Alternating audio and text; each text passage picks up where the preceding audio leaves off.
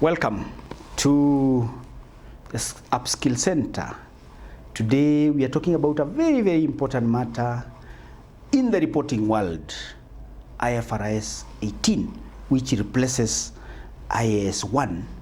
From 1st January 2027, the reporting world has changed, will have changed. We'll be reporting financial statements and making disclosures as per IFRS 18. So let's explore IFRS 18. It is called presentation and disclosure in financial statements. Some people ask, what is the difference between IAS and IFRS? So around the year 2000, 2001, we used to have IASs, but then the IASC, which was the International Accounting Standards Council, changed into IASB, International Accounting Standards Board. And since then, the focus has more been on reporting, and that's why we have been churning out IFRSs, not just IASs. So there are changes, and there are many things that trigger changes or in their accounting framework as we'll be looking at. So IFRS 18. We'll be looking at the overview and the landscape and how do we transition. I'm a CPA, I'm a CCP, and I'm a CFE. So I'll be taking you through this. What are we looking at? Evolution. Why are we headed there? Changes in the world that have necessitated changes in the accounting or the reporting framework. For every change in the accounting world, there is a reason. There is a reasoning behind why it happened, what informed the change. In fact, there is always, the IFRS project is always an ongoing thing, responding to changes that are happening in the business world, in the management world, and there is need to stay on course. So we're looking at the rationale. Why are we replacing IAS 1? What are the differences conceptually and structurally? We'll also look at the global adoption roadmap. What do you want? If you want to adopt, if you're changing into IFRS 18, what do you need to do?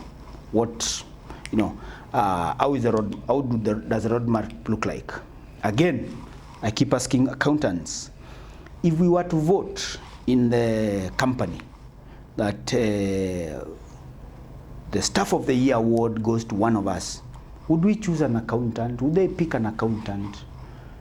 And that informs the value.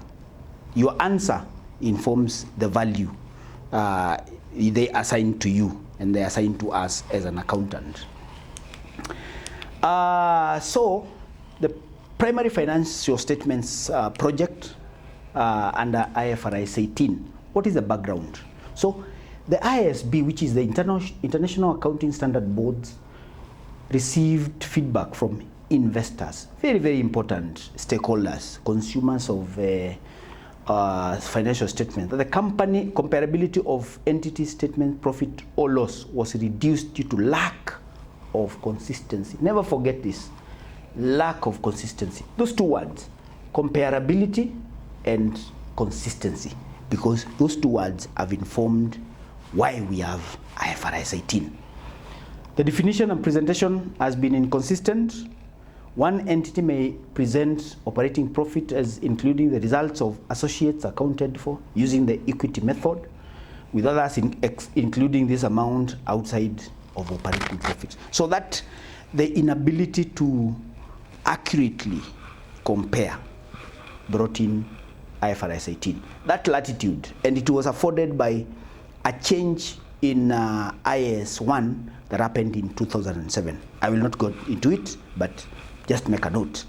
Entities may disclose management-defined performance measures of financial performance outside of the financial statement, which are defined differently. So there is further guidance on MPMs, management-defined performance measures, which I have handled in another video. So what is the road that ISB took to get here. So ordinarily, when they are changing financial reporting standards, they first identify a need. Consistency, lack of consistency, lack of comparability, as we have looked at. Then they have expert consultations and working groups, and then they come up with a discussion paper. They roll out, that discussion paper ends up in a rollout of a public exposure draft. This is a very, very, very important exposure draft. If you want to read a statement very well, a financial standard very well, start by reading the exposure draft. Very, very important. It is rolled out to the public for feedback. Then they receive views, feedback, and then they refine it